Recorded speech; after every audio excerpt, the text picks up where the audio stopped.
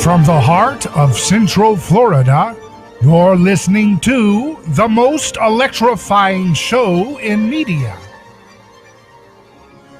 A Neighbor's Choice.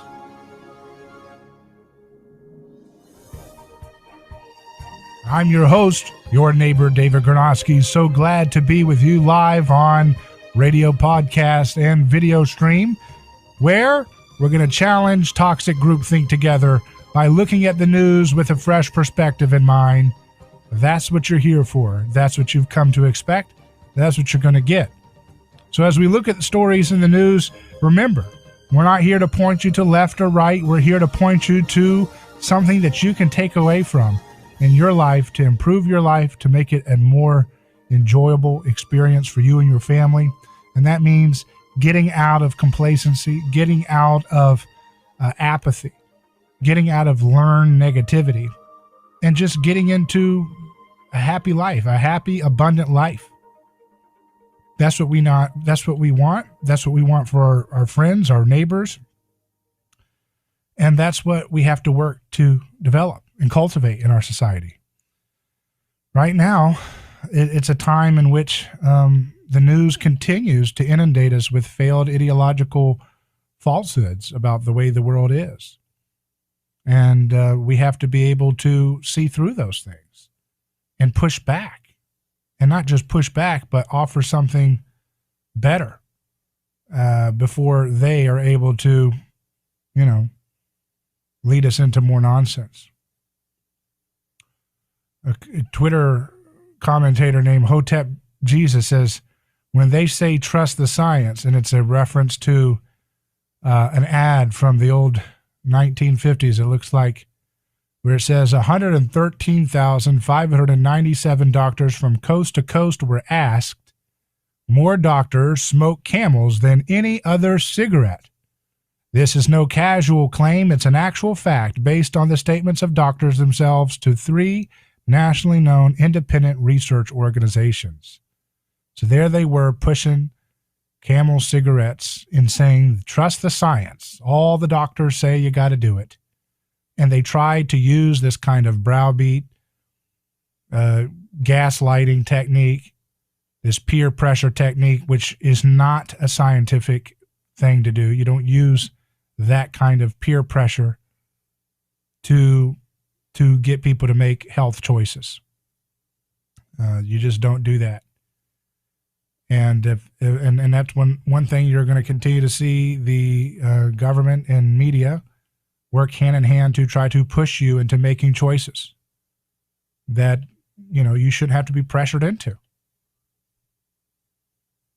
The biggest thing they could do is to tell you to stop eating seed oils to prevent the chronic illnesses and severe cases of ARDS that are associated with the consumption of these high omega-6 vegetable oils found in so much of the junk food. But they won't do that.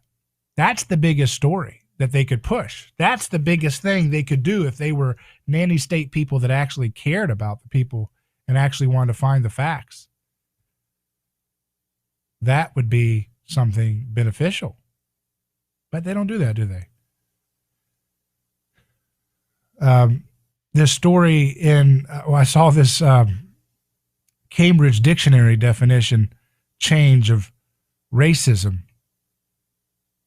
In 2015, Cambridge Dictionary said racism is the belief that some races are better than others, or the unfair treatment of someone because of his or her race. That sounds like more of a traditional understanding of racism. Today, Cambridge Dictionary 2021 says racism is defined as policies, behaviors, rules, etc. that result in a continued unfair advantage to some people and unfair or harmful treatment of others based on race. Now that sounds like critical theory once again. Remember, we had Professor Michael Rechtenwald on yesterday who told us about the origins of critical theory and some of the folks like Herbert Marcuse. And they, instead of making things about class, they made everything about things like race and gender struggles. And what it was doing was basically kind of a unorthodox repackaging of Marxist political principles And so now Cambridge in 2021 has accepted a very fringe and aggressive critical theory interpretation or reinterpretation of the traditional concept of racism. I mean, we see this happening all around us. At one point, the WHO had even changed on their website the definition of herd immunity, that herd immunity used to be always known scientifically as occurring from people getting a virus infection in a natural way, or getting a vaccination. And they removed it and put only herd immunity comes from getting when a certain number of the population gets the vaccinations. That's totally quackery, nonsense science. Now, I think they changed it back last time I checked, but they did try to rewrite science in real time and thought that he would notice, I guess, or nobody would do anything if they did notice. It reminds me of this meme that someone posted of this. It says, two people saying, I trust the science. But the response, of course, is, no, you trust the television. And that theme of, I trust the science. The science is not science. The science is a big other. It's a transcendent big other idol that is not the same as science. The science is just another invocation of a god, just like people would quote, hey, by the power of Thor, by the power of Odin, by the power of Zeus, I declare this to be the decree that will go across all the land. That's the same thing they're doing here. Do you see that happening today? I mean, you see this in the they talk about PolitiFact, all these fact checkers that we're supposed to rely on for everything. There's a screenshot of one where they said, archive fact check, Tucker Carlson guest airs debunked conspiracy theory that COVID-19 was created in a lab. And now they've updated it. Editor's note, May 17th, 2021. When this fact check was first published in September 2020, PolitiFact sources included researchers who asserted the SARS-CoV-2 virus could not have been manipulated. That assertion is now more widely disputed. For that reason, we are removing this fact check from our database. But this is ridiculous. So because they went to biased sources, they get to act like there's some kind of independent fact checker from on high. And again, that's what happens over and over and over again. Someone says, I am the science, and they have nothing to do with scientific debate. Someone says, I am a fact checker, and they have nothing to do with being an independent arbiter of facts. But that seems to work for a certain percentage of the population, that if you just say you're something, that's all you have to do, and people just say, okay, that's it. Right?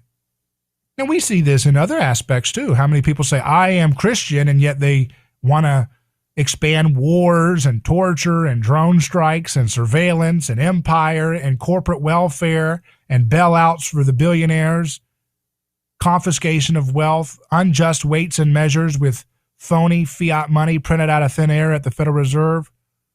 All these things that go contrary to one iota of the spirit of what it means to imitate Jesus, and yet people say boldly, I am Christian, as they want empire, as they want whatever, violence to reign. Jesus says, do not resist evil with violence, and people say that doesn't mean anything. I'm a Christian, and I'm going to use violence to resist everything, meaning I will vote for government policies to violently change social outcomes, cultural outcomes, foreign policy, regime changes around the world. I will use violent intervention to solve everything I possibly can, but yet I'll still call myself a Christian. That means you're imitating a guy who says, do not resist evil with violence. You're imitating someone who says God desires mercy, not sacrifice. But that's lost on folks. And that happens in so many different facets, right? People say, hey, I trust nutrition. And you go listen to nutrition, and they're telling you eat the opposite of what you should eat. I trust whatever. Over and over and over again, we see that the brands don't always add up when the reality sets in about what they're offering. these brands that people buy into. This is the science. Yeah, science said doctors tell you to smoke a cigarette every day or more. And it doesn't work out that way, does it? It doesn't work out to be science, actually. It's just a technique to manipulate you. The National Pulse says Fauci underling serves on board for Wuhan Lab Journal. The Wuhan Institute of Virology's scientific journal, which has discussed controversial gain-of-function research, counts scientists from Dr. Anthony Fauci's National Institutes of Allergy and Infectious Diseases on its editorial board. The editor-in-chief of the journal, Virologica Sinica, is Shi Zhengli, the director of the Wuhan Institute of Virology's Center for Emerging Infectious Diseases. 8 additional researchers from the Wuhan lab, believed by many to be the source of COVID-19, serve on the editorial board. Another member of the journal's editorial board, however, has ties to Dr. Fauci's NIAID. Jens Kuhn, the director of virology at the Integrated Research Facility, which is part of NIAID's Division of Clinical Research within NIH, according to the agency, is listed as a member of the journal's editorial board. His professional bio notes he specializes in highly virulent viral human and animal pathogens as one of 2 principal scientists at the NIAID-funded venture. Beyond establishing additional ties between Fauci's NIAID and the Wuhan Institute of Virology, including multiple conferences involving scientists from both entities, the journal has also discussed gain-of-function research. These unearthed connections follow Fauci insisting his agency never participated in gain-of-function research at the Chinese lab during an exchange with Senator Rand Paul. So there's just so much cush connections, and then this Wuhan Institute of Virology hasn't come fully clean with opening up the books about what they may have had in terms of their involvement with this leak. And this needs to be talked about. And again, we haven't seen Dr. Fauci on TV as much ever since Senator Rand Paul challenged him on this. But we have seen, people change their tune and all of a sudden come out and acknowledge reality slowly but surely that this possibly was the likely outbreak centerpiece, the outbreak source for this devastating disease that has destroyed so much of our liberties because of the political bad responses that have continued to persist in our time. When we continue, we're going to get into this mask psychosis story in Revolver.news. New York Times confirms the liberal mask cult is here to stay. We'll hear this and more live on A Neighbor's Choice when we return.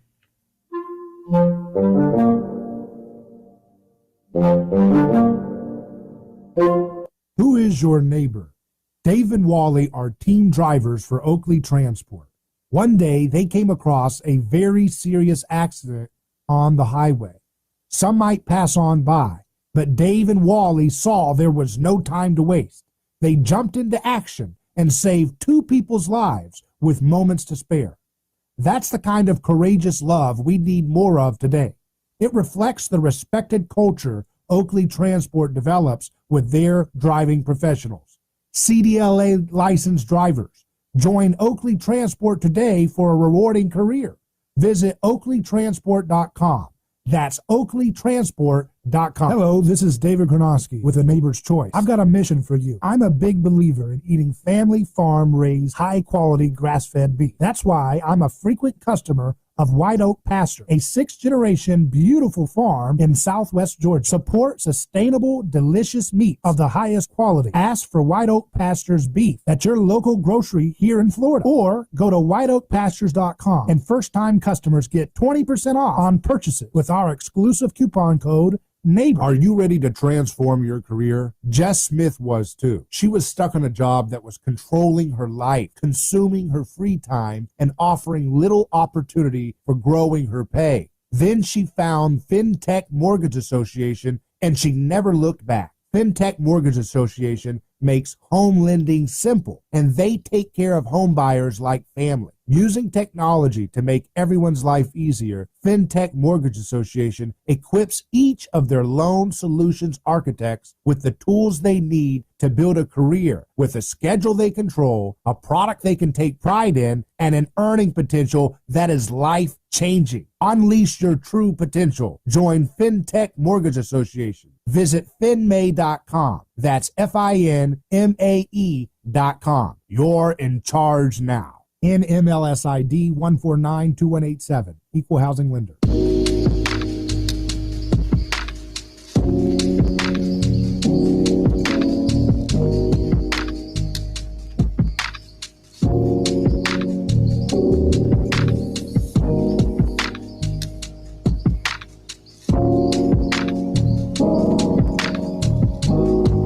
We've got a jam-packed show today, folks. We've got Tucker Goodrich coming on to talk about the latest science coming out for your health and what to do about avoiding vegetable oils as you find them. This is going to be something that I'm telling you now, in 5 years, if we do our job and you do yours, the awareness of how essentially important removing these garbage vegetables out of your life will be bigger than keto is today. Keto is an important tool that people can use, ketosis and keto and all this. But this is even bigger. This is a bigger fundamental issue, and we're going to get into the science of that. We'll also hear from Jeff Deist soon of the Mises Institute to get his thoughts on all the wild stuff going on from the Biden administration. And then we'll hear from Dr. Yu as well, our chief science advisor, our physicist. What show do you know goes through nutrition, physics, economics, with the best that you can find in any of these fields? And just another show. That's what you get on A Neighbor's Choice. But I also want to let you know we have an interview that's premiered on aneighborschoice.com that you can watch right now with the renowned physicist Michio Kaku. Dr. Michio Kaku, who's got a new book out called The God Equation, a New York Times bestseller. You want to check out Dr. Yu and I do a great discussion with Michio Kaku. And obviously, if you've listened to the show, you know that we don't agree with the conclusions that Dr. Kaku presents, that string theory is the best thing going in physics. We don't think so by a lot. But we do want to give people the perspective to hear different voices. You see, we're not doing the cancel culture stupid stuff where you hate anything that disagrees with you. We want to have conversations and let you see different perspectives, let you see different ideas, and engage those ideas, right or wrong. I think that, string theory doesn't seem to have a lot of foundational evidence, but, you can hear Dr. Yu as a physicist explain why. And I also think that so many other things like economics could totally use a total rewrite. And we'll hear why with Jeff Deist. And same with nutrition. Tucker Goodrich talking about why we need to rethink everything about nutrition science. But that's what you get on this show. It's so fun to have these great conversations with interesting folks. Chris Rock, according to Daily Caller, rips cancel culture, says people are scared to speak. He's speaking on an interview on The Breakfast Club. And by the way, we've done an interview with Angela Yee, one of the co-hosts of The Breakfast Club, which you can find on our website as well. Just type in Angela Yee on aneighborschoice.com in the search, and that should pull up that interview. And that, again, another conversation with someone who has totally different politics in a lot of ways, but we had so much common ground because we don't do bigotry. We don't do that hateful tone that you get so much of in the old media. I mean, the old DC groupthink media, they want to ban people on flights and stuff if you disagree with it. Meanwhile, we have conversations with communists on here. We have Slavoj Žižek. My discussion with him has gotten a lot of interest. We have a monarchist, I guess, Curtis Yarvin, I did a discussion with him. I'm not a monarchist. I'm not a communist, but we talk to people who have interesting ideas. Isn't it amazing? This is what new media looks like. This will be the standard of how we do media going forward. Not my show, but what we're trying to aspire to, which is to have conversations. That doesn't mean we're going to give equal time to every idea under the sun. You know, you got 99% of the corporate media is totally sold on selling you and proselytizing you on worshiping big government, big banks, big pharma, big food, big plant goop, big everything, right? So you can get that 99% of corporate media. But on this show, we're going to get into the interesting stuff where the facts are. But so this Chris Rock says, I see a lot of unfunny comedians. I see unfunny TV shows. I see unfunny award shows. I see unfunny movies because everybody's scared to, make a move. That's not a place to be. We should have the right to fail because failure is a part of art. You know what I mean? It's the ultimate cancel. But now you got a place where people are scared to talk.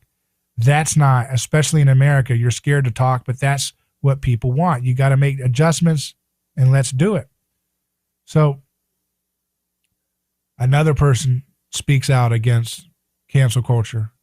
Joe Rogan recently spoke out against cancel culture.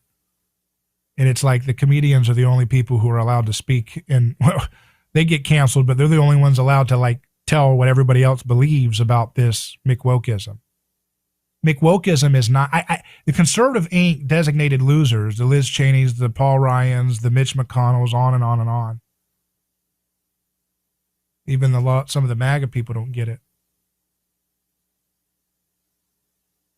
Is that we're not dealing with radical, they always say these are radical far left. I saw President Trump put out a statement saying the radical left is investigating my family with the criminals. That's not radical left. They're corporatists. They're not doing anything when I think of radical left, I think of someone who's a sincere, really strongly motivated, bleeding heart person who really wants to do right by the least of these. You don't get that with the folks we're dealing with McWokeism. I mean, they silence people who say stop killing people. Tulsi Gabbard said stop bombing people. There's a basic level of ethical decency. That means thou shalt not kill. And McWokeism is nowhere near being involved with that. Where are the McWoke critical theorists hitting out every single day with New York Times op-eds beating the drum about the need to pardon nonviolent offenders immediately and get them out of prison? All the victims that Joe Biden spent his entire career pulverizing their liberties, pulverizing their families, pulverizing their relationships with their children, pulverizing their ability to have economic opportunity, pulverizing the local economy by creating so many occupational licensing laws and all these different regulatory things that prevent economies from growing. Where are they doing their pardoning? Where are they doing their jubilee? They're not doing anything. And the McWoke people are doing nothing about it. They're more obsessed with slobbering over themselves at the thought that their hero, Donald Trump, could have a criminal investigation. Pathetic. We've got to do better. Back in just a moment, live on A Neighbor's Choice.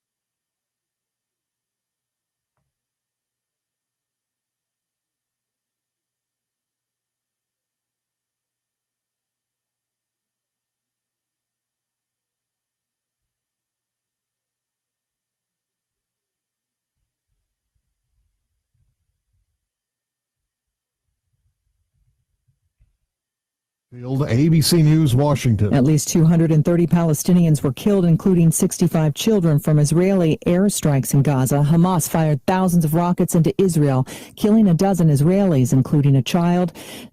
Israel says its defense system intercepted 90% of those rockets. Michelle Franzen, ABC News.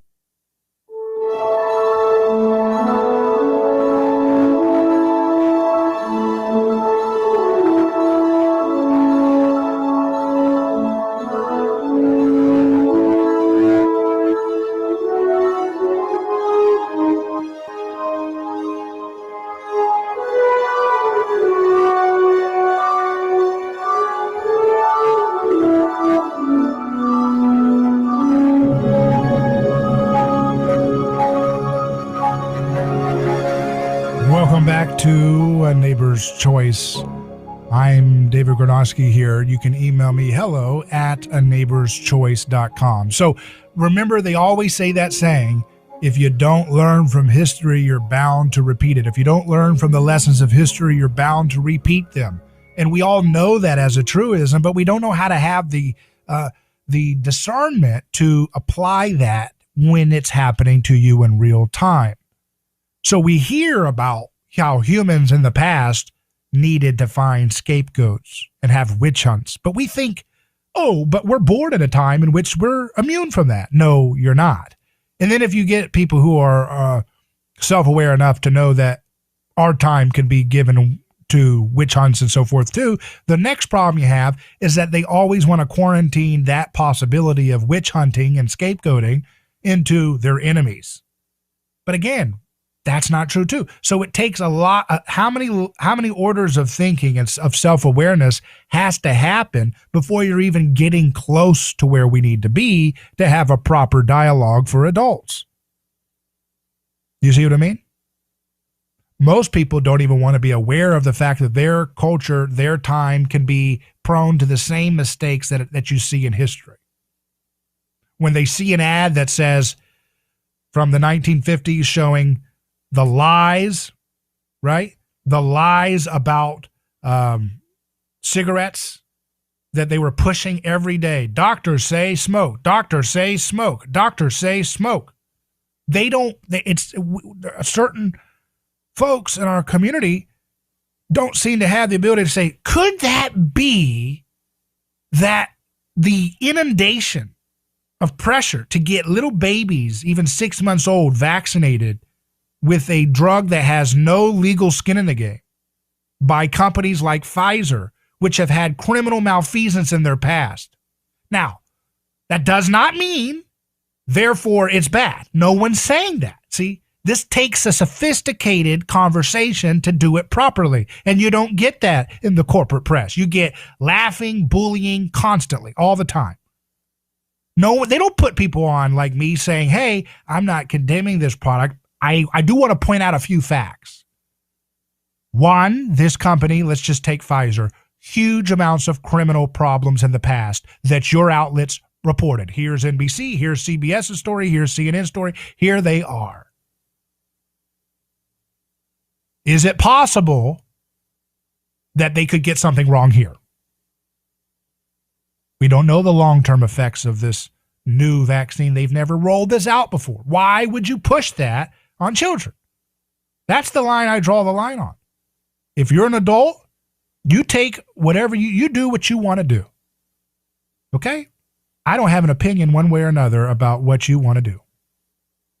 But I don't like this constant pressure to push kids into something that is a new product that's never been done before. They've never done a gene therapy type. And I know some people go, oh, it's not gene, but they've never done mRNA type vaccine like this, where you're teaching your body how to create these spike proteins. Doesn't a child have an ethical right to make that decision for themselves when they're an adult? Especially when the kids are not having a severe effect of this virus. That is an obvious thing.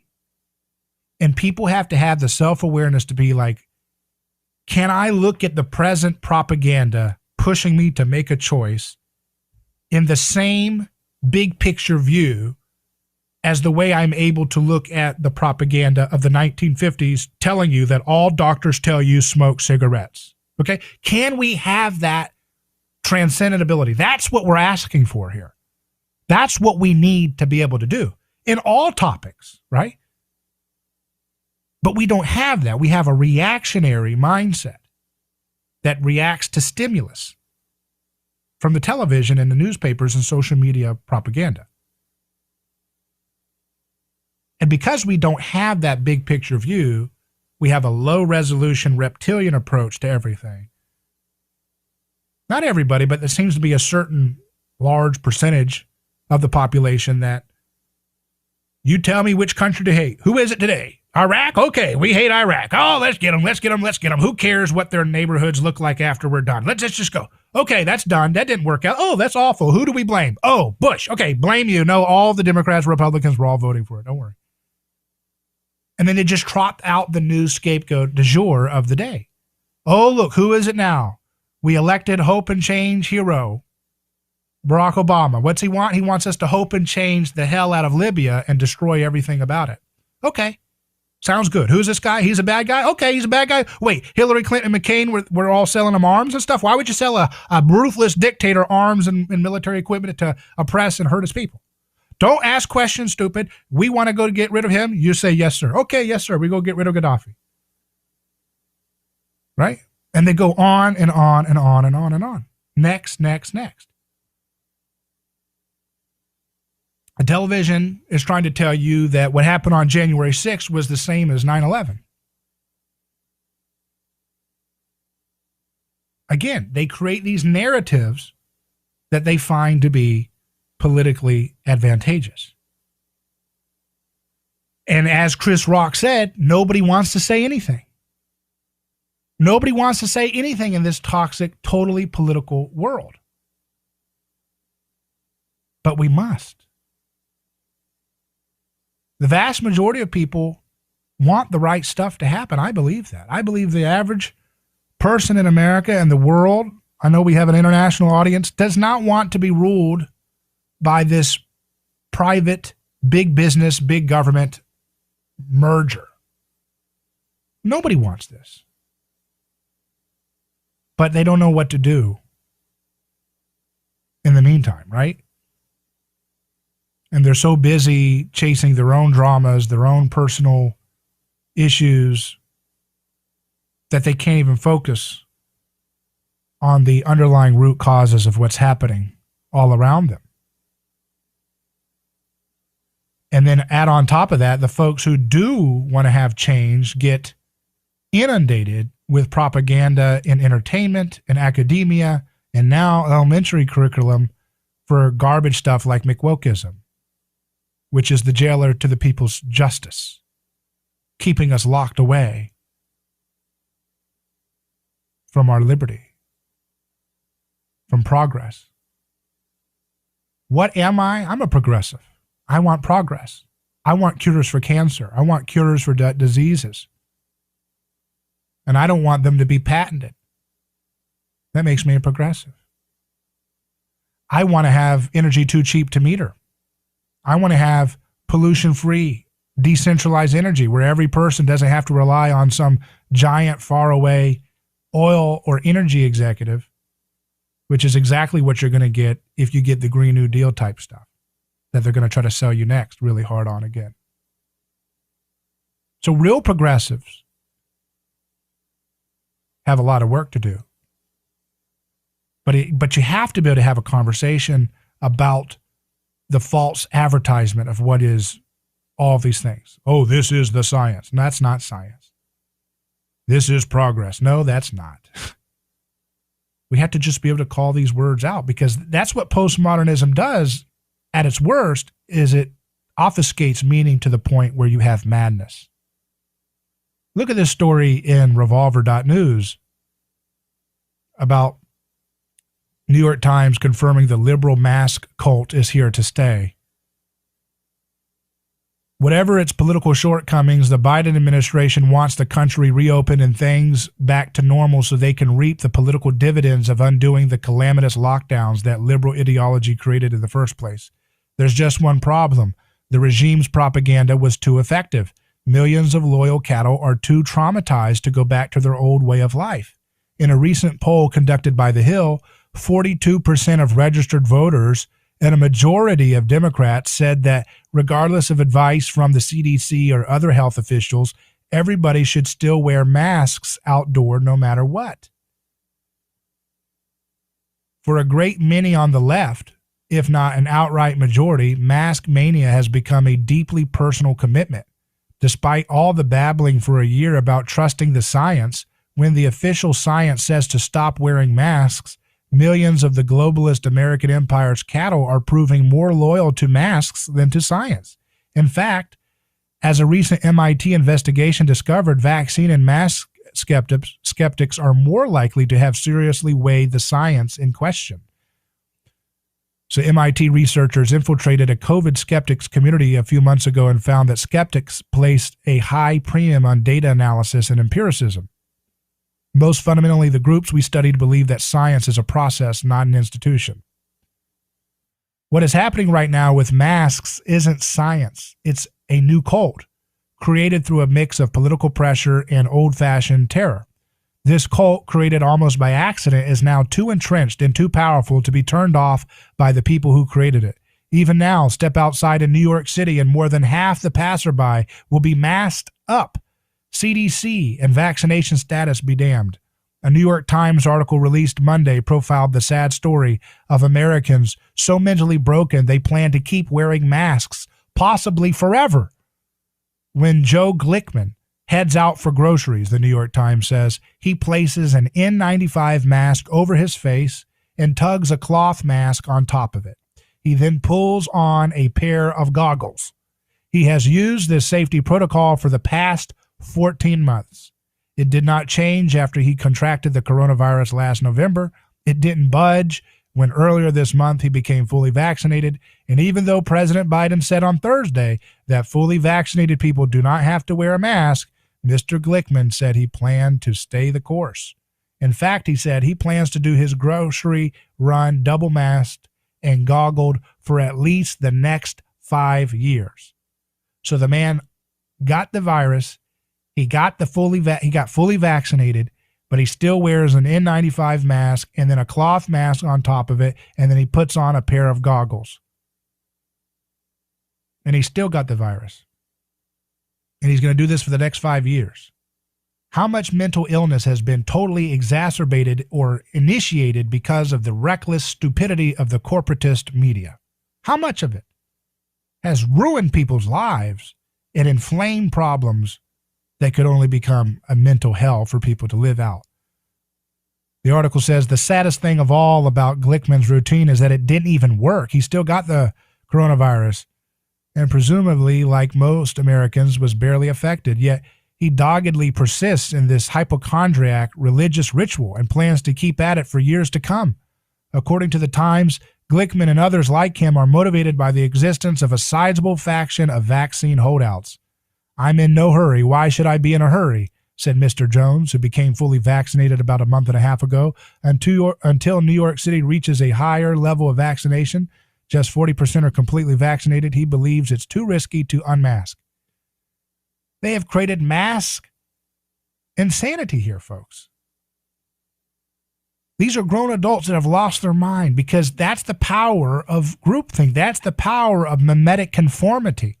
And now you wonder why societies fall off and lose their minds collectively and go into totalitarianism.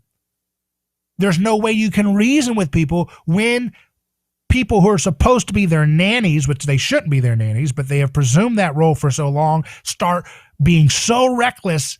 And it's not reckless for them. It's very effective for them because they've consolidated so much power and capital into their crony friends' hands.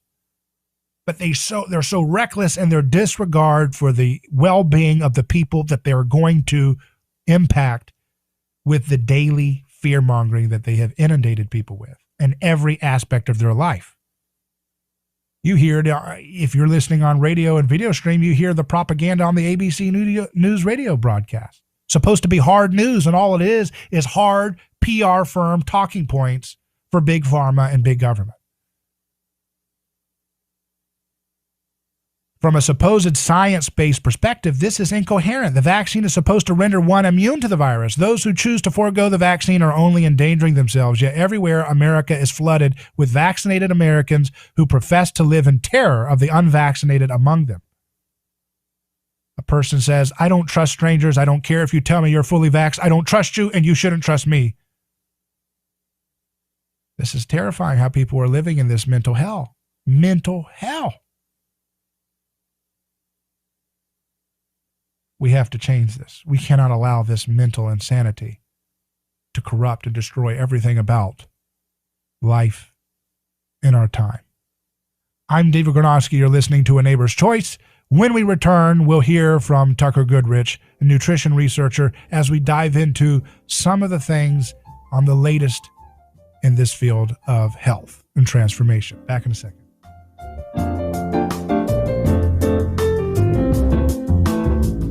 David Gornosky here. Let me tell you about a man named Gabriel. Every day, Gabriel puts on his boots and drives across America to make sure our store shelves stay stocked with the food people count on. See, Gabriel served our country overseas.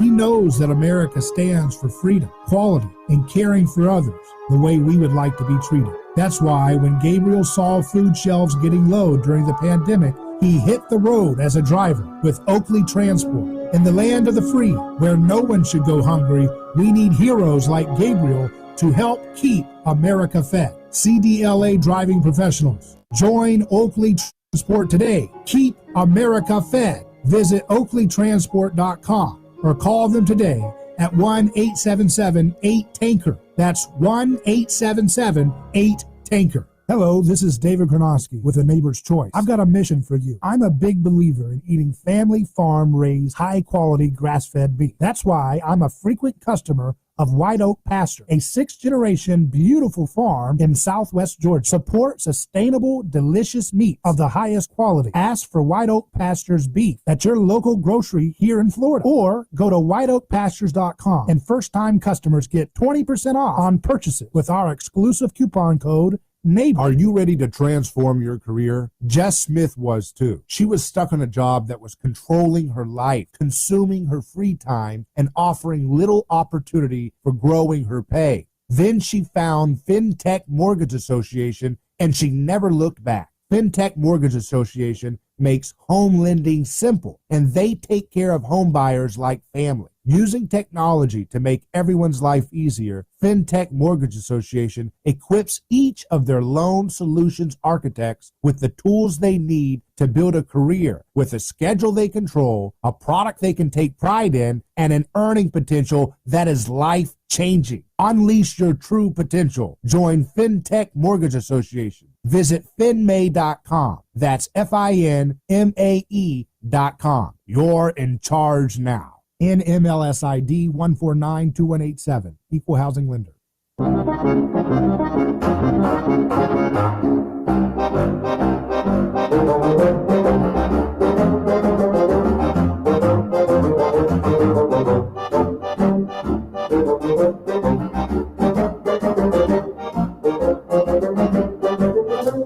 Welcome back to A Neighbor's Choice. David Gornosky here, and now we're joined by my friend Tucker Goodrich, a nutrition researcher. And Tucker, I wanted to have you on in this segment to just go over this concept of what prevents us from losing weight. You just put out a new blog post on yelling-stop.blogspot.com, your site, about what prevents us from losing weight, because this is something that people are thinking about, especially with the pandemic and the connection with obesity and severe cases of this virus. Give us a little summary of what you found here.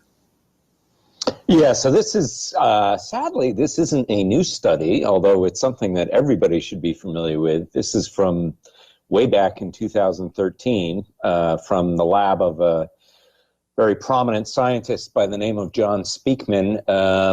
And what he did is look at what effects different diets have on different mice, their mice. It's a pretty good result, though. I think as we go through this, this will really resonate with everybody out there who's ever tried to fight a battle against being overweight. So he fed he fed the mice what they call a high-fat diet, which isn't really a high-fat diet. We'll look at that later on. But it reliably makes mice very overweight. So he put all these poor little mice on this high-fat diet. They all got overweight. And then he did the interesting part. He either put them on, quote-unquote, a diet, right? He cut their calories, or he changed them to a different diet, right? Now, what's interesting is all these mice, when they were put on a diet, lost about the same amount of weight, okay? So that worked, right? And they also all lost weight when they just changed their diet, interestingly enough, and didn't have to cut their calories. The most effective diet was a ketogenic diet, which your listeners will probably not be hugely surprised by. But the second most effective diet was a high-carb diet, which is kind of surprising. And the mice who were allowed to eat as much as they wanted through their whole little lives, again, the ketogenic diet was the most effective one, followed then by a high-protein diet and then by a high-carb diet. But they were all sort of in the range of normal, far less than the mice on the high-fat diet, right?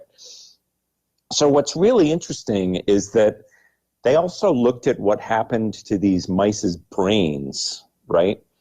And the high-fat diet that they fed them actually caused a difference in how their brains worked. And it was the same difference that they saw when they, forced them to calorie restrict. They were basically starving the mice. They were only eating 70% of what they wanted to eat. So it seems that what happens is that there's a change in the brain of these mice that thinks they're starving, makes them think they're starving. So that forces them to overeat. And then when the mice were allowed to go off the diet, and everybody here is going to laugh, they all gained weight, regardless of what diet they were on. But the mice who gained the most weight were the mice on this obesogenic high-fat diet, the one that's designed to mimic the American diet. And this brain pathology persisted. So the researchers speculate that there seems to be a change in what they call the body weight set point, right? So your brain wants to have a certain amount of fatness. And this high-fat diet changes what that amount of fatness is. It makes your body want to be overweight, and your body will fight to get that way, right? So, but what's good is they also showed that ultimately when they allowed these mice to go off the high-fat diet back onto a regular mouse diet, that after a period of time, these changes to the brain reversed, and their brains began to work like a normal mouse brain, and they, it set them back to a normal mouse level of body fat, which is, so this is, all the advice that we always hear that, oh, you just need to eat in moderation, but eat less, didn't work for these mice. They ate in moderation, and it didn't, as the researchers observed, cure their obesity. They were forced, the only time it worked was when they were forced to eat less. And as anybody who's tried to cut calories knows, it's pretty miserable. But by switching to a, what I'll call a non-junk food diet, because what these mice were eating was pretty similar to the junk food diet, that is the modern American diet, they were all able to lose weight. And the brain abnormality that this diet induced in them was able to improve, and they were able to get back to a more normal body weight. Didn't happen immediately, but it did ultimately happen to these mice. So I think this is, in my view, this is the sort of study that every time somebody who's overweight goes to their doctor should hand this out to them and say, look, this is your model, right? You can keep eating what you're eating, and it's never going to work. And eating in moderation doesn't work. Everybody knows that now, or should at any rate. You've got to change to some kind of a healthier diet, and then you won't have to worry about cutting calories. Your body will naturally reset to a healthy body weight. So is this the vegetable oil that's driving this, or something else? Well, these folks didn't get into that topic, but the diets that they used are very similar to the diets that were shown the year before to induce obesity through the presence of vegetable oils. Mm. So, yeah, whenever I say a junk food diet, really what I'm getting at is a diet that's got a lot of vegetable oils in it. Mm. And it would have been really neat if they had included that sort of diet in this particular paper. But other scientists have done that and have shown that this body weight change seems to be pretty uniquely caused by seed oils in the diet. So if you've eaten, is it possible, we're almost out of time, but is it possible that if you've eaten decades of these omega-6 vegetable oil, these seed oils that we talk about for decades, that you could, even if you lose weight, always have a struggle because your system's already messed up permanently from having had those toxic types of oil in your body so long? Well, they did see a little bit of residual damage in these mice, but they were still able to lose weight. Mm-hmm. And, my personal experience was that I was able to lose weight, although, I'm not I'm not as lean as a fashion model, and I don't know that I ever will be, but I'm at a healthy, reasonable body weight now. So, well, very interesting. It's always great having you on the program, and I really appreciate you always providing some data-driven analysis of some of the things that we all have to look at in our times regarding our health. So it's always great. Always a pleasure, David. Very good. And we look forward to seeing you soon, too. So I want folks to check out Tucker Goodrich's blog, yelling-stop.blogspot.com, to read this post, What Prevents Us from Losing Weight, as well as some of the other content he has on there regarding health. So one of the things I do want to give a note to is that we're going to have an exclusive interview premiere tonight on our channel and our website at neighborschoice.com with my exclusive interview with Prince Ermias Selassie, the Crown Council president of the Ethiopia. It's a fascinating discussion where we're going to get his response. He's the grandson of Emperor Haile Selassie, the last Christian emperor, the last emperor of Ethiopia. And we're going to get his response to the Ethiopian civil war that's going on currently in that region. So you want to check that out on neighborschoice.com or our YouTube channel. Just search for David Gornosky and subscribe there, and you can watch the premiere tonight at 9 p.m. Eastern Time, our exclusive sit-down with the Crown Council President of Ethiopia, Prince Ermias Selassie. So check that out, and we'll continue in just a moment. Up next, we'll have our Science and You discussion with Dr. Yu, our physicist friend, as we get his response to the exclusive interview we did with Michio Kaku, which is also available on neighborschoice.com or our YouTube channel or podcast if you want to listen to it on audio form. We'll get Dr. Yu's response to that discussion on string theory. And we'll also hear from Jeff Deist, so you don't want to miss that either. Always great discussions with these guests. So again, email me hello@neighborschoice.com if you have a guest suggestion or a topic that you'd like to recommend, and we will get to them as we see them. I'm David Gornosky. We'll see you in just a moment, but for now, Godspeed.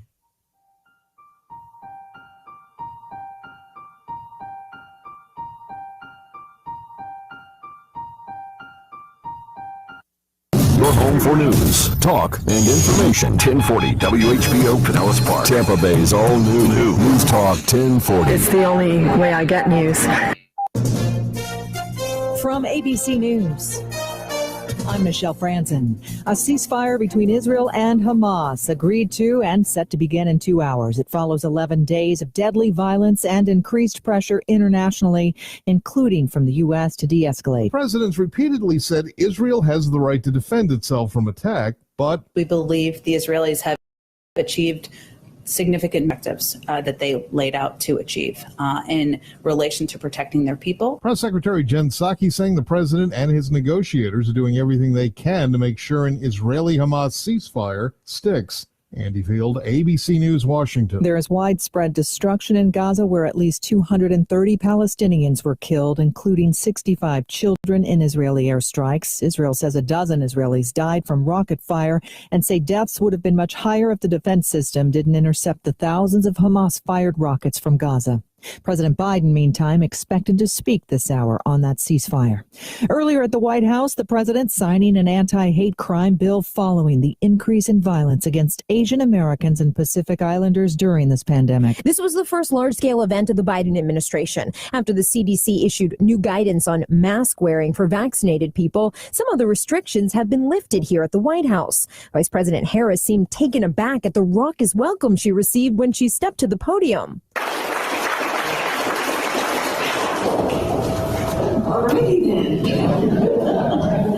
Karen Travers, ABC News, the White House. The House passed measure to create a bipartisan commission to investigate the January 6th attack. Now in the Senate, 35 Republicans joining Democrats, even though GOP leaders oppose it, along with former President Trump. At her weekly briefing, House Speaker Nancy Pelosi commended the Republican colleagues. The measure, though, faces an uphill battle in the Senate. You're listening to ABC News. Do you check your Google search results regularly? You should. People often get their first impression of you or your business online. Negative comments on the internet can impact your life and your livelihood. Take control of your online reputation. Get your free reputation report card at reputationdefender.com. It may reveal negative posts from an ex-employee, upset patient or client, news article, legal issue, or even exposed personal information right there in your Google search results. Uncover what's lurking on the internet about you with reputationdefender.com's patented scan and get your free reputation report card. Or for immediate assistance with your reputation, call 800-401-6681. Our cutting-edge technology helps make your Google search results look their best. Call 800-401-6681. That's 800-401-6681. 800-401-6681. Or take the free scan at reputationdefender.com.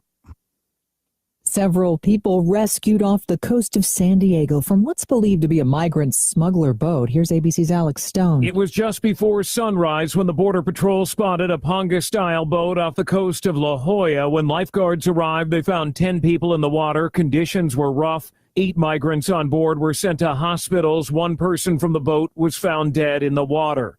CPR was not successful on them. The Border Patrol says there were about 16 people on the small fishing-style boat. 15 migrants were sent to a Border Patrol facility. 55 million people were displaced in their own countries at the end of 2020. That's a new record. It's according to the Internal Displacement Monitoring Center. Most forced to flee their homes due to conflict, violence, or weather-related disasters. Experts thought fewer people would be displaced because of the pandemic. States getting creative to encourage coronavirus vaccinations. ABC's Aaron Katursky with details. Travelers can now get a shot at 7 of New York's major airports. Any U.S. resident arriving or departing LaGuardia, JFK, Buffalo, Rochester, Syracuse, Albany, or Westchester can get the vaccine in a campaign called Take a Flight, Take a Shot. On the way to get the plane, come a few minutes early, get a vaccine at the airport. The governor also announced a Vaccine Scratch lottery ticket for a chance to win $5 million. This is ABC News. O'Reilly. Don't miss out on Clean Car Month at O'Reilly Auto Parts. If your car could use a spring cleaning, stop by for great deals on everything you need to keep your car looking new. Like Mother's California Gold Wash and Wax, just $4.99 for a 64-ounce bottle. That's a $6 savings. Visit the professional parts people at O'Reilly Auto Parts today or O'ReillyAuto.com. O'Reilly Auto Parts. Michelle Franz, ABC News. Who is your neighbor? Dave and Wally are team drivers for Oakley Transport. One day, they came across a very serious accident on the highway. Some might pass on by, but Dave and Wally saw there was no time to waste. They jumped into action and saved 2 people's lives with moments to spare. That's the kind of courageous love we need more of today. It reflects the respected culture Oakley Transport develops with their driving professionals. CDLA licensed drivers. Join Oakley Transport today for a rewarding career. Visit oakleytransport.com. That's oakleytransport.com.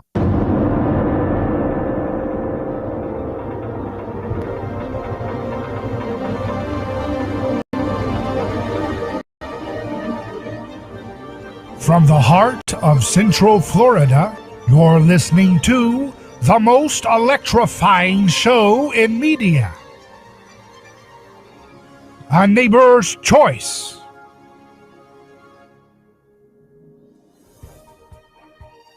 I'm your host, your neighbor, David Gronowski. So glad to be with you live for another exciting journey of learning together like we always do. And that's because we challenge toxic groupthink with personhood, with skin in the game, with thinking for ourselves. We roll up our sleeves and get to work making the world a better place. That's why we're a positive show. That's why we have time for things like deep dives into the world of science. So let's do that now.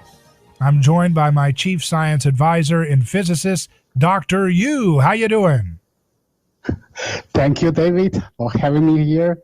I'm doing great. Now, we are just fresh off of our exclusive interview with Dr. Michio Kaku, the physicist, with his new book, The God Equation. And man, that was a fun discussion, wasn't it? That's an excellent discussion, yes. And so Dr. Kaku, so he worked for basically all his life in theoretical physics. And he also developed called the God equation. That's a string theory based on the string theory. And he's really convinced string theory is the only theory for theory of everything, can really explain everything in the world. So we recommend people check out our interview on aneighborschoice.com with Michio Kaku and our in-house physicist friend, Dr. Yu. But I wanted to get your quick take real quick for folks who want to know, is string theory the best thing for explaining the physical universe, in your opinion? Dr. Kaku, Professor Kaku, he believed this is the theory available and in the world. Is the one and can explain everything, include the relativity and quantum mechanics. So that's his belief. Okay, I want your audience to know what's his belief. And let me tell you now my take.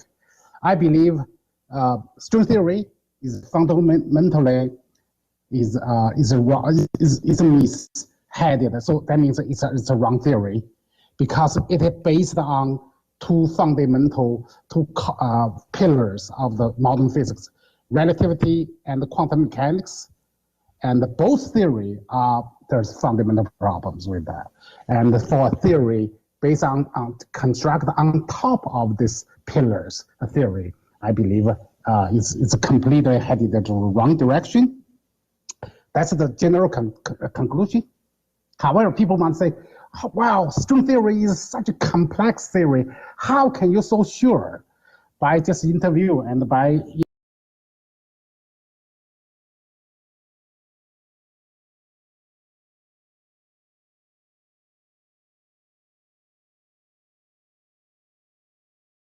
read his past, are not intimately involved to the detail, right?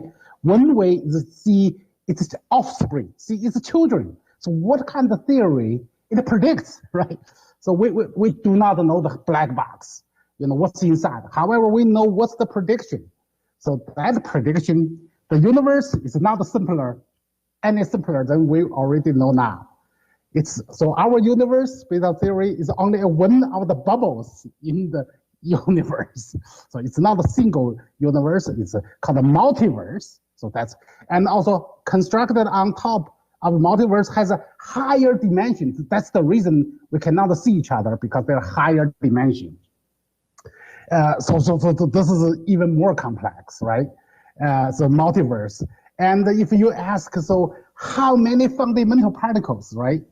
It says, okay, so based on the one string, is a strength of a string. However, different modes can create different element particles, different particles.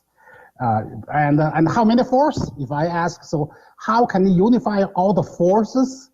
It's based on, because of vibration string a string can has a different vibration frequency, so create a different vibration mode.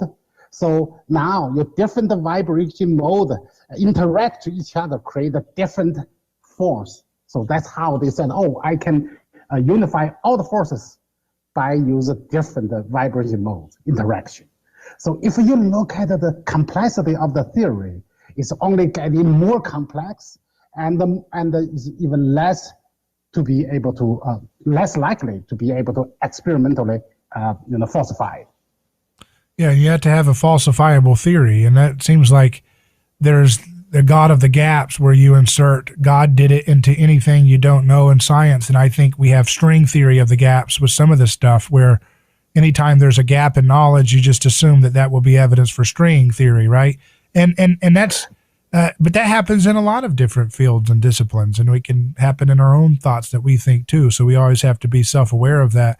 But I do think there's a problem that was identified in the interview with Dr. Kaku, which is that, he said, if you want to have your physics theory published, you have to go through, you have to basically admit that quantum physics is correct and relativity is correct. And that's not how you're supposed to really do science, in my opinion. I think you're supposed to actually investigate the evidence wherever it goes, not preclude different possibilities from being entertained because they don't have enough mimetic stature from previous scientists who've come before them. Well, that's a very, very good important point. He mentioned in order for any new theory to be accepted by establishment, number one, you have to write a paper and has to be have to be published, which means published through the peers, the reviewers. And then there's another condition, and he is one of the reviewer, right? He mentioned I have to agree with that. And another condition, just you mentioned about it, to meet at least, he mentioned about three things. In order these things has to be right, maybe to be published. You have to agree with relativity, general relativity, and the quantum mechanics. So that means if you have a brand new theory without agree with relativity or quantum is a theory, even though you agree with the results, right? I believe so that could be make it very difficult to even get accepted by any journal. And that's what Thomas Kuhn, this philosopher of science, said. He said that people in the field of theories, they don't challenge the foundational theories, the paradigms. They take them by faith, and that's exactly what's being demonstrated in that claim that you must take on faith. If you have a new idea, you must take on faith that other ideas that were proposed before you must be correct for you to propose your new idea. That's not very scientific, in my opinion. That's more of a faith that you're making. That's exactly correct. Because one of the faiths for string theory to work, you have to believe there are high dimensions. He mentioned that superstring theory, 11 dimensions. So far, there is not even a shred of any evidence there is a higher dimension than we already have with any individual physical experience. There are no evidence. There are high dimensions beyond what we already experienced in our lifetime, in the history of human being. Yeah. So that's one of the faiths. Another thing is nothing about the faith. Just because different vibration mode, you can represent all the particles in the world. I believe vibration of a stream of energy have nothing to do with matter. Okay, I disagree with somehow energy and matter are the same thing. I disagree. I believe so-called energy is a matter in motion. So without matter, there is no energy. So vibration string does not have nothing to do with any particles. That's what I believe. So what is the evidence they have for a vibrating string? Purely theoretical exercise. There are no evidence any pure energy vibrating and can create any particles. So this is one of the faiths. So based on, it's not scientifically verifiable. So that's a faith. They're making a faith postulate. That's right.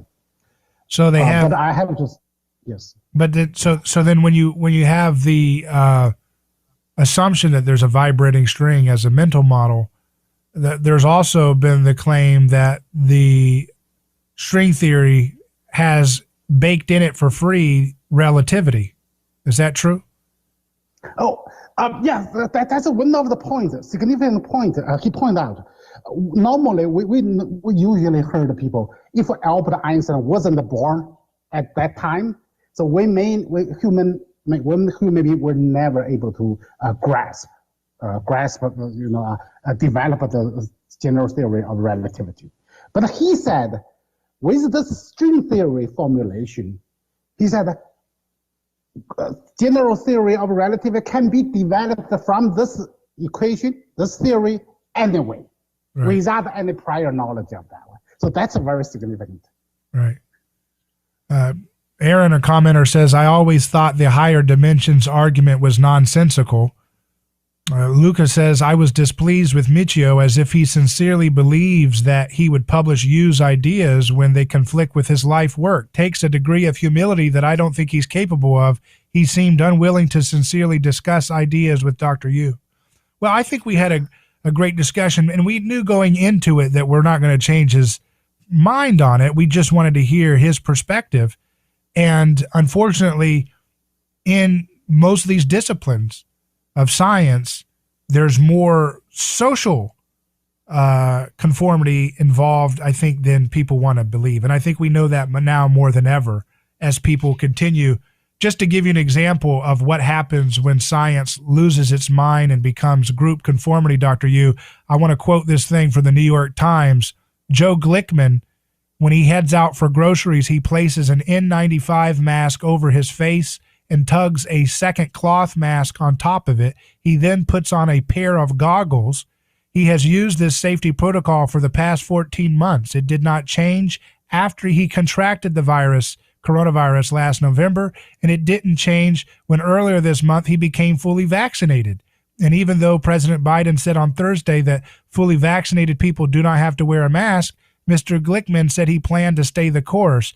He plans to do his grocery run double masked and goggled for at least the next 5 years. Now, there's no scientific basis for this whatsoever, but because people want to believe in a transcendent thing, if it has the veneer of science on it, people will do the most ridiculous things and believe in the most ridiculous things just because people who have perceived authority said it first. And that's what's underneath so much of science today, including physics.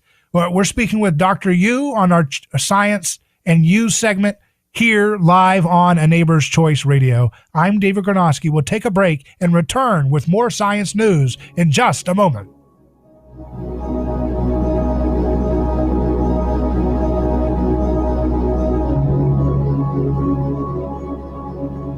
Hello, this is David Gornosky with A Neighbor's Choice. I've got a mission for you. I'm a big believer in eating family farm-raised, high-quality, grass-fed beef. That's why I'm a frequent customer of White Oak Pasture, a 6th-generation beautiful farm in southwest Georgia. Support sustainable, delicious meat of the highest quality. Ask for White Oak Pasture's beef at your local grocery here in Florida, or go to whiteoakpastures.com, and first-time customers get 20% off on purchases with our exclusive coupon code NEIGHBOR. Are you ready to transform your career? Jess Smith was too. She was stuck in a job that was controlling her life, consuming her free time, and offering little opportunity for growing her pay. Then she found FinTech Mortgage Association, and she never looked back. FinTech Mortgage Association makes home lending simple, and they take care of home buyers like family. Using technology to make everyone's life easier, FinTech Mortgage Association equips each of their loan solutions architects with the tools they need to build a career with a schedule they control, a product they can take pride in, and an earning potential that is life-changing. Unleash your true potential. Join FinTech Mortgage Association. Visit finmay.com. That's FINMAE.com. You're in charge now. NMLS ID 1492187. Equal housing lender. A lawsuit is not something that anyone looks forward to. It's a stressful process. There are attorneys in Tampa Bay that keep clients well informed, creating less stress. That law firm is Catania. Personal injury law is defended with full disclosure. There is no guessing game. If it's an auto accident, medical malpractice, nursing home negligence, unsafe working conditions, or motorcycle accidents, the law firm of Catania will handle the process worry-free from start to finish. Many victims don't realize they have a claim for the loss until they talk to Catania. They only represent private individuals and treat every case as if it's going to trial. Putting families first is more than just a slogan. It's their way of practicing law.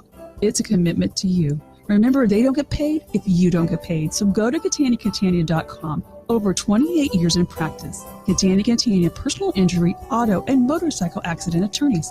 Catania, putting families first. Office Tampa. Not attorney spokeswoman. A lot has happened that's prevented us from feeling like a community.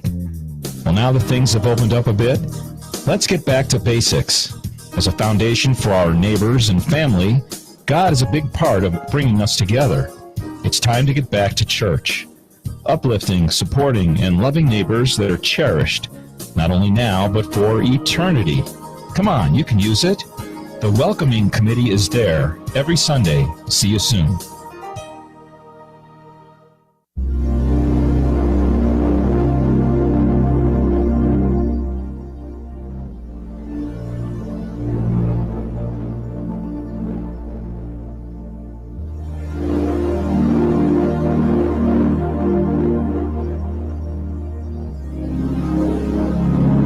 Welcome back to A Neighbor's Choice. I'm David Gronowski here, your host. We're doing our Science and News segment, but I want to give a shout out to our friends at Oakley Transport. Their website, oakleytransport.com. They're looking for qualified, certified, licensed drivers who are ready to hit the ground driving across America, keeping America fed. It's important that we have the safest drivers out there to keep stores stocked. We've seen that there's been shortages with things like chicken wings and so forth, and so place. Like there's a small bit of shortages going on in some things. So you never want to have that happen again, like we saw with the coronavirus lockdowns, where people were having a run on groceries constantly and stores were being empty. So if you are wanting to hit the ground or hit the road driving for one of the most reputable groups in transportation today, go to oakleytransport.com and let them know that A Neighbor's Choice sent you. Now, I want to play this clip here about this story of this bioenergy weapon that Fox News is talking about. Let's go ahead and play this clip. Learning new details tonight about suspected directed energy microwave attacks targeting CIA officers and top national security officials. We first started hearing about them, and we told you about them here on Special Report in 2016, shortly after then President Obama opened the embassy in Havana, Cuba. National security correspondent Jennifer Griffin at the Pentagon has the latest tonight about a suspected attack here at home. U.S. officials say there are now 130 suspected victims, mostly CIA operatives and U.S. diplomats being treated for brain injuries, debilitating headaches, and vertigo, the targets they believe of a directed energy microwave weapon. There's a mysterious direct energy weapon that is being used, and it is causing, in some cases, permanent traumatic brain injury. New indications suggest the incidents go as far back as 1996. Two individuals working on the NSC believe they were targeted in 2019 and in 2020, just after the election. One was near the White House and one was walking her dog. The Russians have been working on mobile microwave weapons for years. We have to get more information, and we got to tell the public what's going on. The U.S. Air Force and tech firm Epirus have developed a mobile high-energy microwave weapon to bring down drones. Epirus is also working on a miniature variant of the weapon that can be easily transported on a pickup truck. This is the type of technology that might be targeting American diplomats. Russia certainly has the means. Okay, that's enough of that. So, Dr. Yu, attacks. I mean, there's some. Go ahead. Dr. Yu, what do you think of this story here? I mean, who knows what this is, but is that physically a real thing that could be happening? Oh, yes, this is a very real. Just like people had some kind of study about the 5Gs.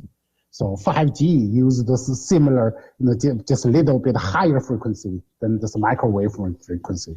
So, 5G is actually is a part of the, this microwave frequency. What happens? It can create a human sickness, so it cause cancer or other disease, right? But this is a weaponized, directed energy microwave weapon. So let's just say, if you just direct a microwave, just like a regular microwave oven type of a microwave, if you concentrate it and focus on in one direction, you know what a microwave can do, right? Can heat up your cells, heat up the cells and the particles, in the food, right? Heat up until it lost the function or it is even destroyed the live cells, or also burn out. I believe this is a microwave weapon, energy weapon, and this is not the first time I heard of that one. Yeah, so yes, you can mention about since many years ago, right? Even in Russia and in Cuba, that's called Hawaii syndrome. So that happened many years ago. So this kind of technology actually exists. However, in order to make it mobile and concentrate with weapon grade, so you have to have you need a high technology, high energy, highly directional control. Just like a laser weapon. Laser weapon can burning things, can burning material to whole, because of that laser weapon frequency is the wavelength is very small. It can burn whole. But for microwave is a longer frequency, like an inches type of long frequency. So then it's not going to burning through, but it generates enough heat to damage your brain cells. How far away how far away can someone be and do this kind of a microwave attack? I believe the technology is already available since there was the invention of a microwave. However, this is just high concentration, high energy. You're saying, can it be done from a satellite? Could they emit a microwave onto somebody walking in DC? No. The satellite can generate the signals, but for weapon types, of course, all the energy is inverse proportional to square of the distance, right? So how far away could someone be? That's what I'm trying to get at. They said it's hitting people with headaches in the White House. Is that at someone's trees in the White House? Somebody's hanging out in the trees in the White House? Goodness. I believe so. I believe within 100 meters, probably that's good enough. And if higher energy weapons could stay away, let's say a mile. But in this case, I believe, you could portable just stay meters or 100 meters, so you can hit somebody just like a laser. Could it be a tiny device that you couldn't even see, like in the palm of your hand? I believe so, or just like a pocket, just like a suitcase or type of, would be more than enough with the current technology. Wouldn't that hurt the person? Wouldn't that hurt the person if they have it in their pocket? Could that hurt them too if they're emitting it on somebody, or no? Oh, it's directional. So okay. I believe if you can shielding yourself, should be fine. Science and You. That's it for this week with Science and You with Dr. Yu. Thanks again for joining us as always. Thank you. Up next, Jeff Deist from the Mises Institute will join us to look at the news. Back in just a moment.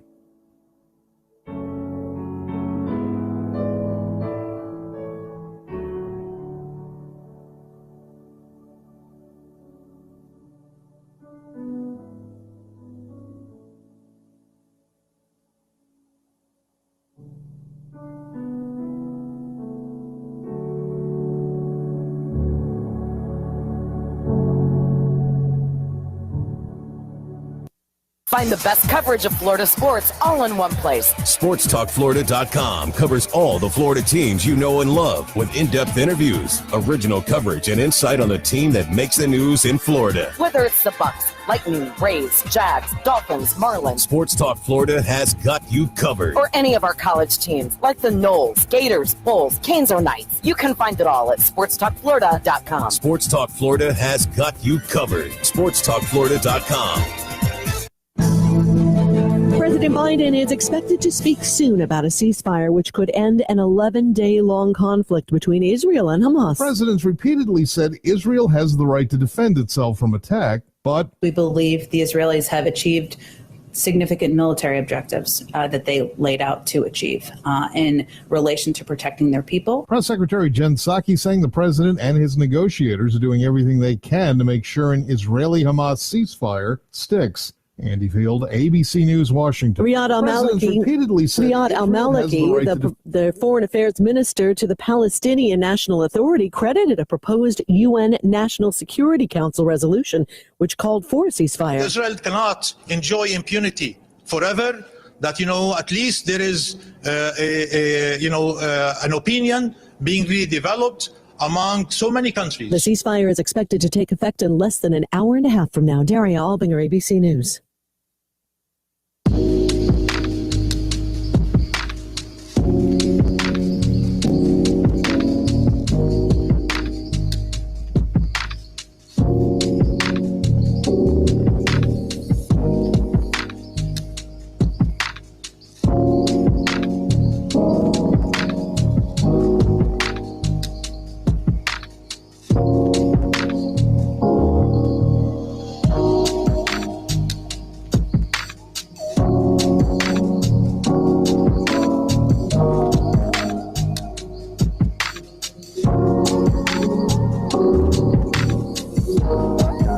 Welcome back to A Neighbor's Choice.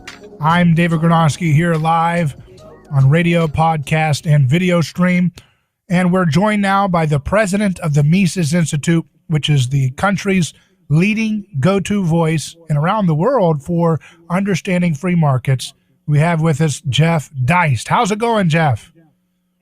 David, it's going great. How are you? I'm doing great. And here, I want to get this right off the bat. This top story I saw on Drudge Report from protocol.com says Washington is rushing to regulate crypto. It's a mess. The SEC, the CFTC, the IRS, FinCEN, and Congress all want a piece of that crypto oversight. The confusion has some in the industry calling for clear regulation. So here they come. They're excited. I guess that Saturday Night Live appearance by Elon Musk got a lot of those boomers in the D.C. off their seats and said, what is this? I've never heard of this before, when he was talking about crypto and so forth. What do you make of this?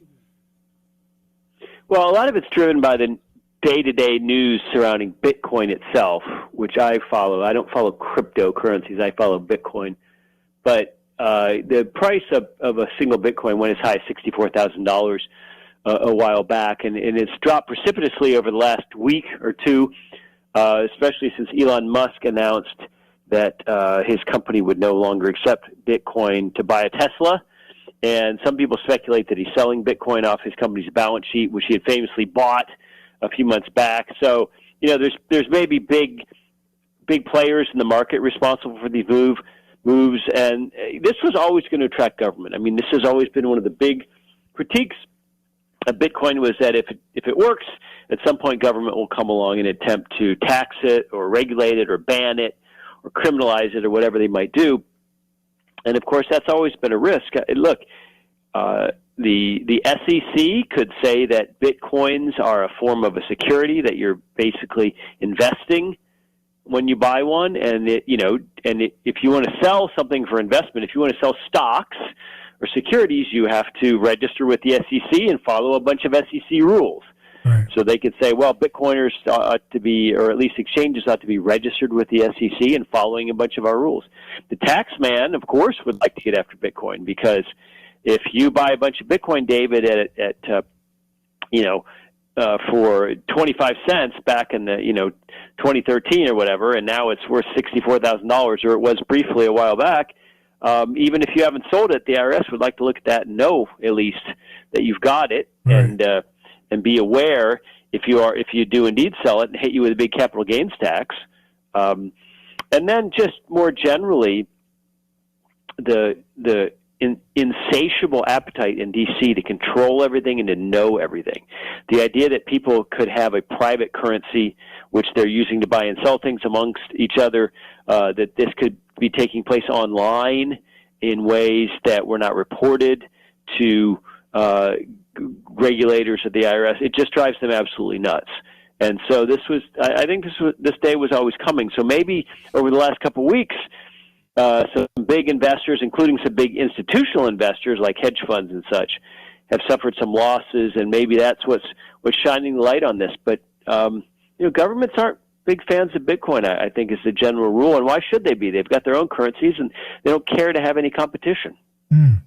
That's very well said. But that's one of the things that I think people are hesitant to jump in all the way in this. Like you said, if the moment it becomes effective as a competition for the fiat system is the moment they're going to do everything they can to cripple it right out. So is there any way to stop that from really destroying and cutting out the effectiveness of crypto or Bitcoin as an alternative for dollar, holdings?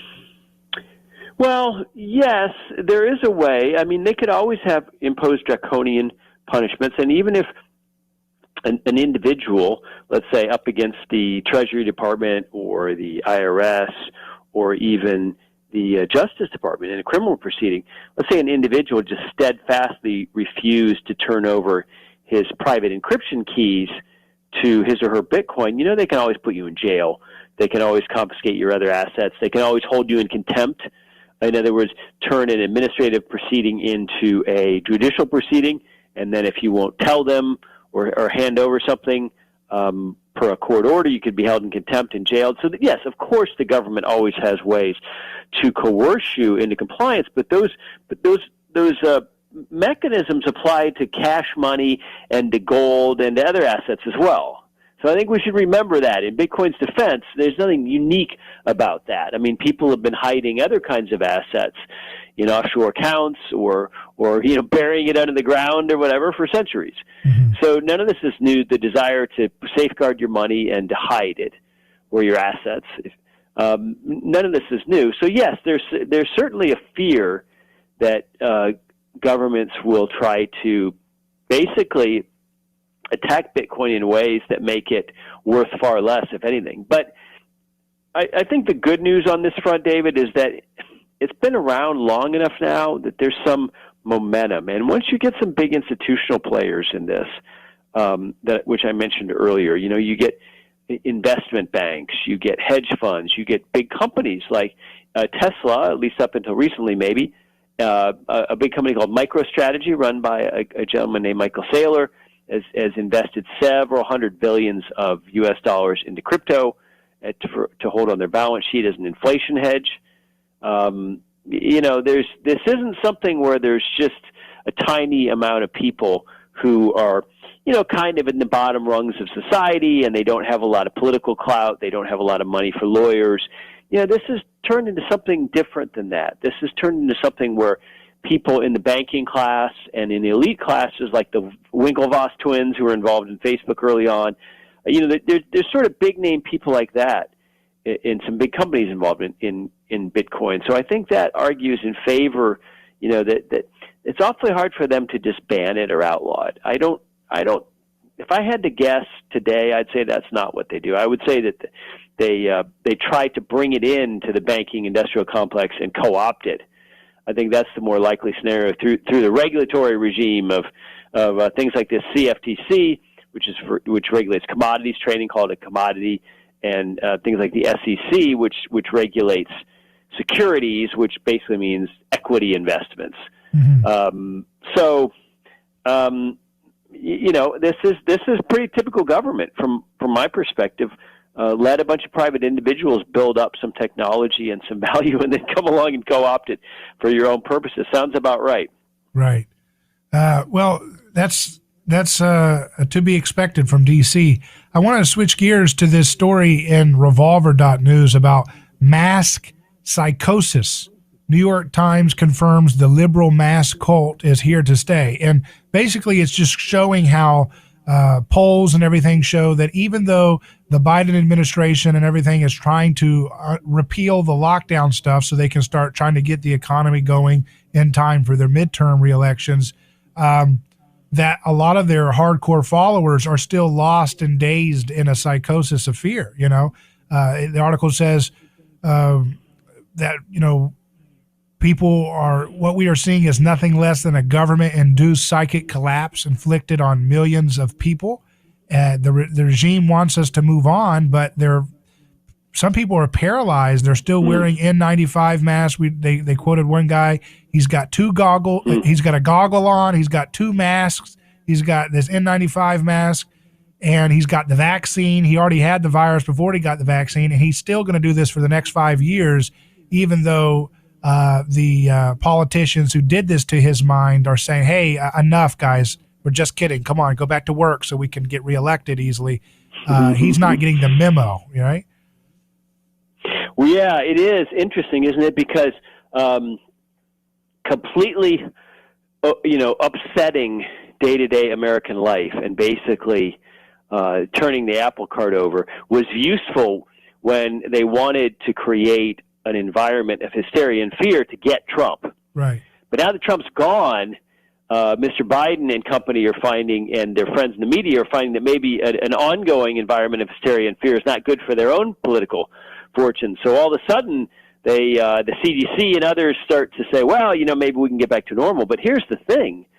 A lot of people are really wedded to these masks and have stated that they plan to wear them forever, maybe, or at least for years, or certainly every winter, and that sort of thing. So behavioral psychologists and the self-help types tell us that to create or break a bad habit takes about 21 days.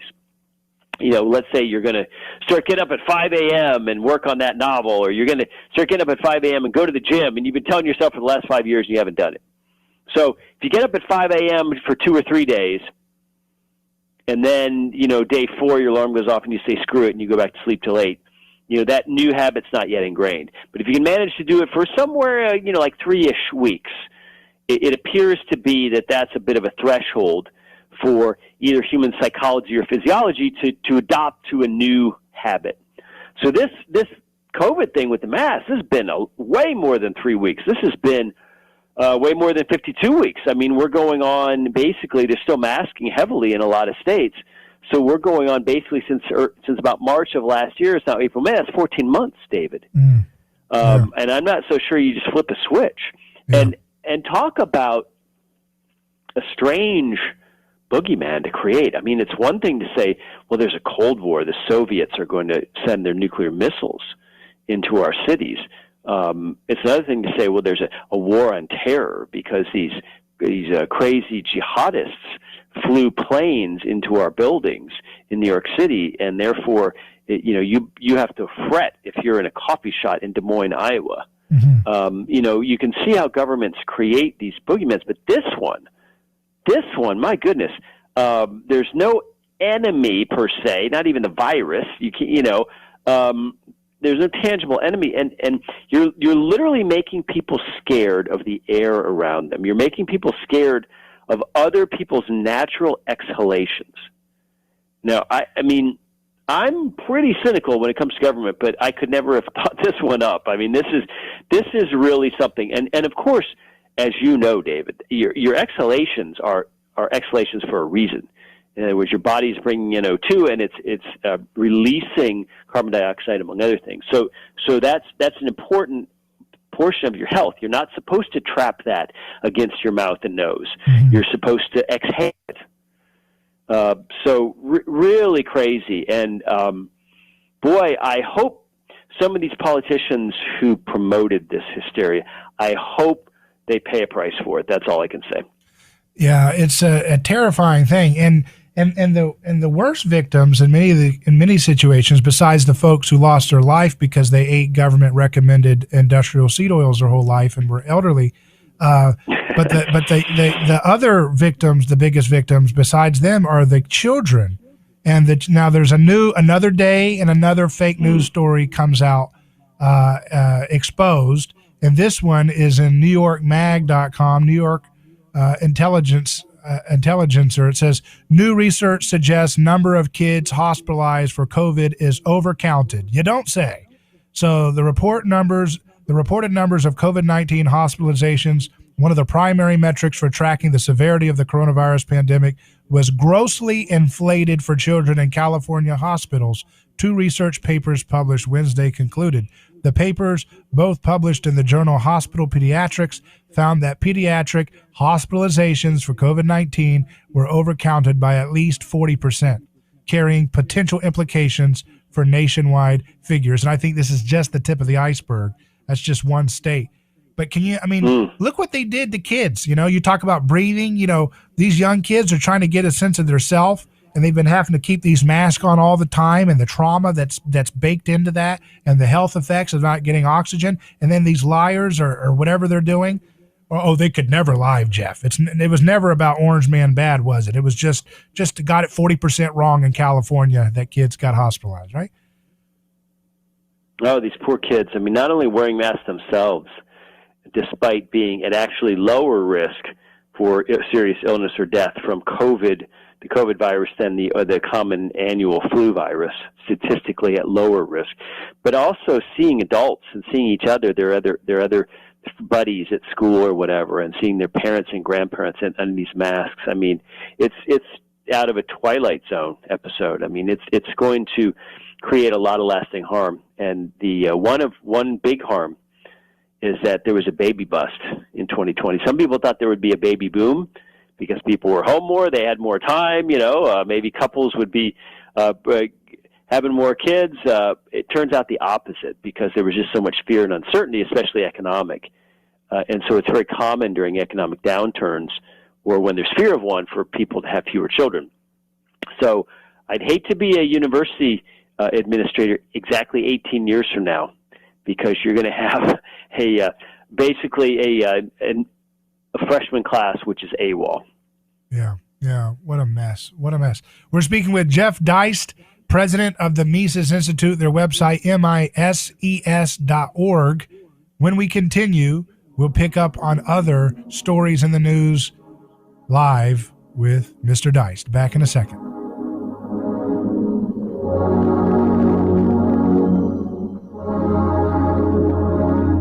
Hello, this is David Gronowski with A Neighbor's Choice. I've got a mission for you. I'm a big believer in eating family farm-raised, high-quality, grass-fed beef. That's why I'm a frequent customer of White Oak Pasture, a 6th-generation beautiful farm in southwest Georgia. Support sustainable, delicious meat of the highest quality. Ask for White Oak Pasture's beef at your local grocery here in Florida, or go to whiteoakpastures.com, and first-time customers get 20% off on purchases with our exclusive coupon code NEIGHBOR.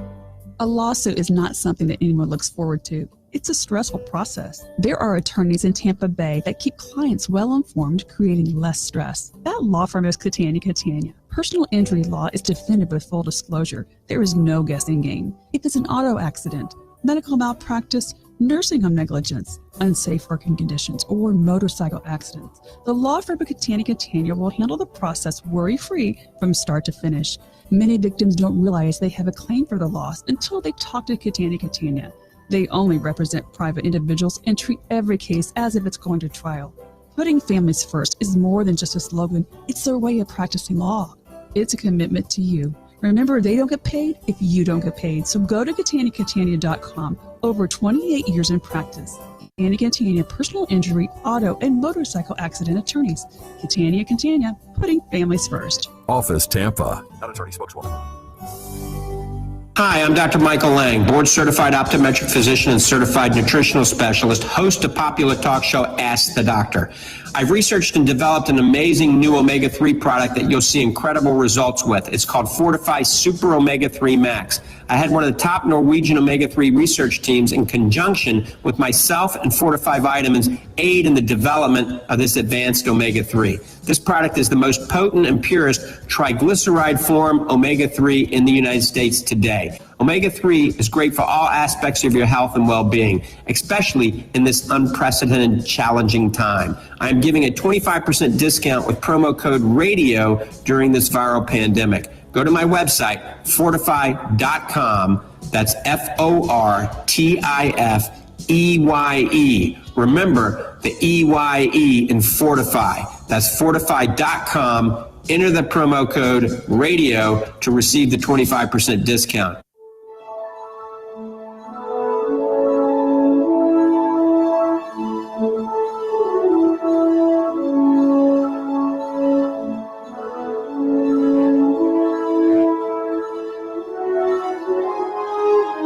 Hello, David Gronowski here.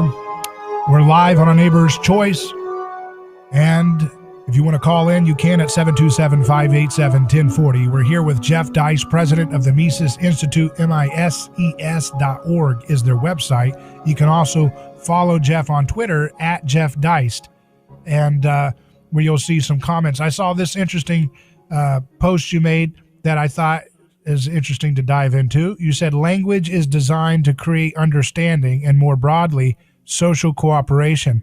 It is one of the most important non-state institutions in society, but politics weaponizes language.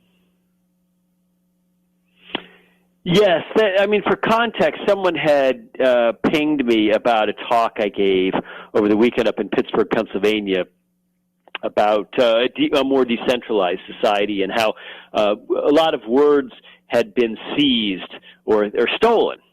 In other words, these cultural vandals have come along and seized the plain meaning of words and turned words into something which ought to allow us to have precision and understanding and cooperation between us. That's the whole point of language, is to improve the way we cooperate. Instead of grunting at each other or making hand gestures, we developed language, and that's all about cooperative human action.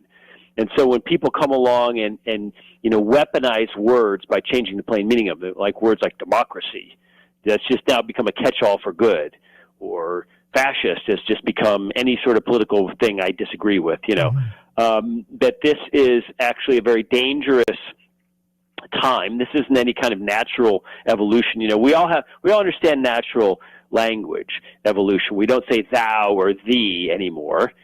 English changes over time. I'm not suggesting it doesn't, but the question is, does it change because people organically and spontaneously and willingly change it themselves, or is it this kind of top-down thing imposed on us by these elites, especially in media? And clearly the answer is it's imposed on us.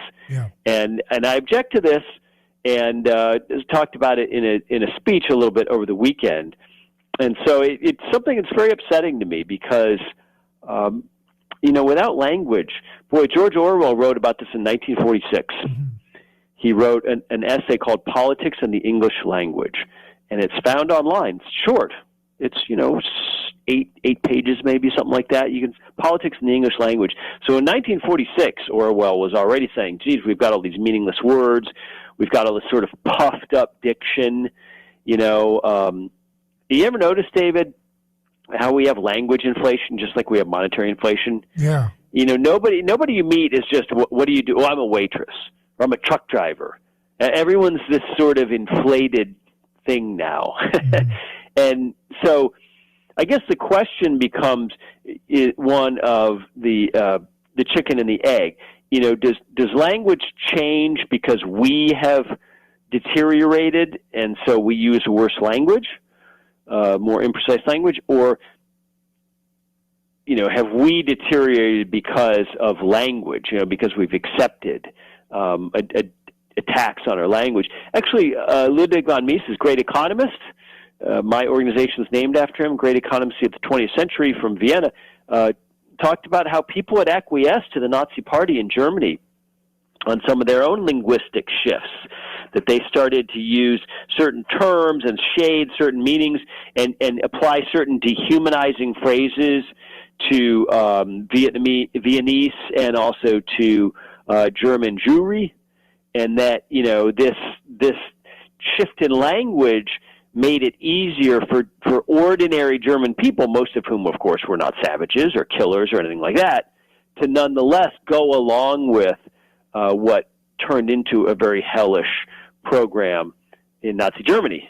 Yeah. So, this isn't just about me being Clint Eastwood, get off my lawn, because kids today want to use, people of color or something. I mean, there's more to it than this. And there are, I would say, very hostile progressive interests behind this. It's not happening organically. And I think we ought to defend language, David. I think it's a big part of our culture. Well, Cambridge Dictionary definition for 2015 for racism is the belief that some races are better than others, or the unfair treatment of someone because of his or her race. And now in 2021, that it means policies, behaviors, rules, etc., that result in a continued unfair advantage to some people and unfair or harmful treatment of others based on race. So they've changed that definition, and a commenter pointed out, well, it doesn't have to be prescriptive. It's just describing how people use it. But that's not how the vast majority of people don't think of racism as some kind of policy that's unfair or something that has to be corrected because of past equity. They're putting critical theory equity language into that definition, when the vast majority of people would still probably around the world subscribe in the English language to the first definition. So that's an example right there. Yes, they're trying to use language as a weapon to further their political goals. Very, very, very simple. Right. And this is nothing new. There's, before the term advertising existed, we used to use propaganda. Right. Right. And now we don't. Now we don't use that word propaganda as often to describe what is actually propaganda, which is so much of the news today. Yeah, it's a time where you have to think about what people are saying to you and run it through your own filter. Don't just accept their characterization, because that definition of racism, that updated one, is absolute nonsense, and we ought to fight it. Yeah, and at the same time, we saw, we're almost out of time, but I mean, it's a stacked game here, because we just saw again the New York Times revealed that they've got a nice little cozy relationship with private intelligence and spies in the media, which we all knew, but to what extent we still don't know. So it's a very Orwellian time. That's such an overused word, but it doesn't describe what we're dealing with here, which is a large apparatus of groupthink that's trying to take over all conversation. And like you said, language is so important. It's so important. Like the word science. There's no such thing as the science. Science is a process. Absolutely. Did we ever get bombarded with what Orwell called meaningless words over the last year with COVID. The science, and it's just unbelievable. He said meaningless words are words which are used in consciously dishonest ways. And that's what I think happened the last year. And science is certainly one of them. And, now we're paying a price, because we've allowed ourselves to become muddled in our thinking. And language is where all that starts. If you talk to linguistics professors, they will tell you that how you learn language, especially as an infant, really mirrors the entire process itself of how you learn anything, math or a foreign language or a vocabulary or anything like that. I mean, it's really, it's very hard to separate language from thinking, because our thought process, we think generally in our native tongue, right? That's how we conceptualize things. And so when you begin to change that, you really have a lot of power in society, because you really begin to change behavior. And imagine what it does to a young child's mind when they're told by this curriculum from critical theory that what we used to call sin is now going to be called whiteness, and to associate the idea of sin and oppression with one skin tone is absolutely reprehensible. So again, you're right. Your point about language is essential.